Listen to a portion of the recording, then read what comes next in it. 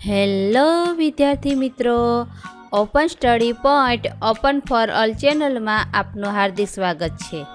આજે આપણે શીખીશું ધોરણ 9 વિષય ગુજરાતીનો પાઠ 8 છાલ, છોતરા અને ગોટલા એના સ્વાધ્યાયના પ્રશ્નોના જવાબની સમજ મેળવશું.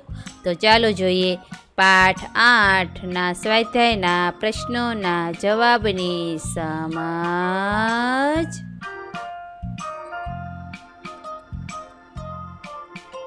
પ્રશ્ન 1. નીચે આપેલા વિકલ્પોમાંથી સાચો વિકલ્પ પસંદ કરી ખરાની નિશાની કરો. સવાલ નંબર 1. બકુલ ત્રિપાઠીના મતે ભારત દેશમાં આપણે કઈ નવી સંસ્કૃતિ વિકસાવી છે? ઓપ્શન જોઈએ. એ.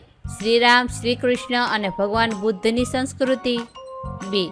પુરાણા મંદિરો, સ્થાપત્યો અને સ્તૂપોની સંસ્કૃતિ. સી. છાલ, છોતરા અને ગોટલાની સંસ્કૃતિ. અને ડી. વેદ, પુરાણો, ઉપનિષદની સંસ્કૃતિ. તો એનો સાચો જવાબ છે સી. છાલ, છોતરા અને ગોટલાની સંસ્કૃતિ. બકુલ ત્રિપાઠીના મતે ભારત દેશમાં આપણે છાલ, છોતરા અને ગોટલાની નવી સંસ્કૃતિ વિકસાવી છે. હવે સવાલ નંબર 2. વિશ્વના શ્રેષ્ઠ આંબા આપનાર પરમેશ્વરને આપણે આભારવશ થઈને શું અર્પણ કરીએ છીએ? ઓપ્શન્સ. એ. અમૃત જેવી કેરી. બી. આમ્રફળ. સી. આંબાના પાંદડા. અને ડી. ગોટલા. તો એનો સાચો જવાબ છે ડી. ગોટલા.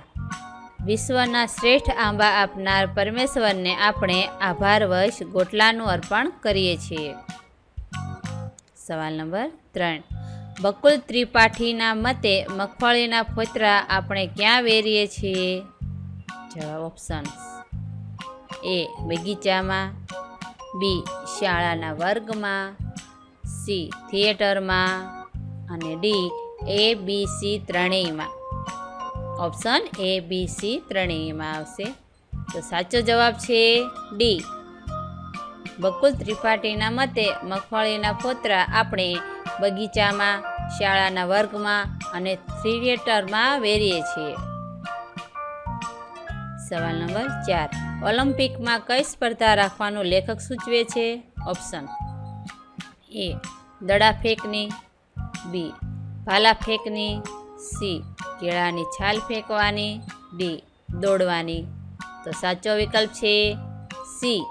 કેળાની છાલ ફેંકવાની. ઓલિમ્પિકમાં કેળાની છાલ ફેંકવાનું સ્પર્ધાનું આયોજન કરવાનું લેખક સૂચવે છે. હવે પ્રશ્ન 2. નીચેના પ્રશ્નોના 2-3 વાક્યોમાં ઉત્તર લખો. હવે આપણે સવાલ જવાબ લખશું. સવાલ નંબર 1. અમેરિકાના ખેલાડીઓને લેખકે કઈ ચેલેન્જ કરી? જવાબ.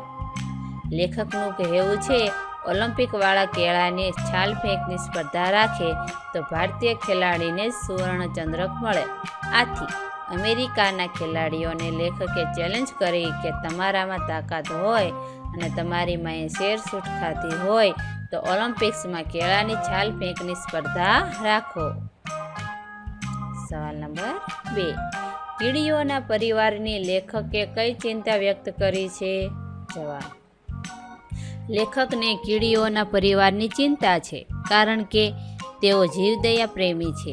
આપણે સિંગના ફોતરા રૂમાલમાં લઈ એની નાની પોટલી વાળીને ખિસ્સામાં મૂકી દઈએ અને રસ્તે જતા આવતા મ્યુનિસિપાલિટીની કચરાપેટી દેખાય એમાં એ પોટલીમાં રહેલો કચરો ઠાલવી દઈએ તો બિચારી કીડીઓને પોતાના ખોરાક માટે કેટલું ચાલવું પડે? એ બિચારી કીડીઓ થાકી જાય. એટલે આપણે એમના પર દયા કરીને તેમને ફોતરાની હોમ ડિલિવરી આપીએ છીએ. પ્રશ્ન 3. નીચેના પ્રશ્નોના 7-8 લીટીમાં ઉત્તર લખો. સવાલ નંબર 1. જીવદયા પ્રેમના નામે લેખક આપણી કઈ નબળાઈ તરફ ધ્યાન દોરે છે? જવાબ. આપણે ફોફાના ફોતરાને ગમે ત્યાં ફેંકવાને બદલે એને રૂમાલમાં લઈ તેની નાની પોટલી વાળીને ખિસ્સામાં રાખવી જોઈએ. પછી જતા આવતા જ્યાં મ્યુનિસિપાલિટીની કચરાપેટી દેખાય ત્યાં જઈને એમાં ઠાલવી દેવી જોઈએ. પણ આપણને એવી ટેવ જ નથી. આપણે રહ્યા જીવદયા પ્રેમીઓ, આપણે જાણીએ છીએ કે સિંગના ફોતરા પર કીડીઓ આવે છે. ઘણીવાર એ સહકુટુંબ મિત્ર મંડળ સાથે આવે છે. એ બિચારું સાવ નાનું જંતુ ચાલીને છેક કચરા પેટી સુધી ક્યાં જઈ શકવાનું, થાકી ન જાય એમ વિચારીને એના પર દયા કરીને આપણે કીડીને ફોતરાની જાણે હોમ ડિલિવરી કરીએ છીએ. લેખક આમ કહીને ગમે ત્યાં કચરો ફેંકવાની આપણી નબળાઈ તરફ ધ્યાન દોરે છે અને આપણી આ કુટેવ પર હળવો કટાક્ષ પણ કરે છે. સવાલ નંબર 2. આ પાઠમાંથી આપણને શું શીખવા મળે છે? જવાબ: છાલ, છોતરા અને ગોટલા પાઠમાંથી મુખ્ય એ વાત શીખવા મળે છે કે આપણે સ્વચ્છતા પ્રત્યે જાગૃત નથી, પરંતુ જ્યાં સ્વચ્છતા હોય ત્યાં જ પ્રભુનો વાસ હોય. આથી આપણે આપણા તમામ મંદિરોને અને એની આસપાસના પરિસરને સ્વચ્છ રાખવા જોઈએ. ત્યાં કચરો ફેંકીને ગંદકી ન કરવી જોઈએ. આપણા ઘરની આસપાસના પરિસરને તથા જાહેર સ્થળોને પણ સ્વચ્છ રાખવા જોઈએ. ઉનાળાની ઋતુમાં ચારેય બાજુ કેરીના ગોટલા ફેંકવાને બદલે નજીકમાં મૂકેલી મ્યુનિસિપાલિટીની કચરાપેટીમાં નાખવા જોઈએ. એનાથી મધમાખીનો ઉપદ્રવ નહીં થાય. આપણે કેળાની છાલ પણ રસ્તા પર ન ફેંકવી જોઈએ. ટૂંકમાં સિંગના ફોતરા હોય કે નાળિયેરના છોતરા, તેને પોટલીમાં વાળીને ખિસ્સામાં કે થેલીમાં મૂકી દેવા અને બહાર જતા આવતા જ્યાં મ્યુનિસિપાલિટીની કચરાપેટી દેખાય એમાં નાખી દેવા. ઘર, શાળા, મંદિર, જાહેર રસ્તા કે જાહેર સ્થળોને સ્વચ્છ રાખવા એ આપણા સૌની ફરજ છે.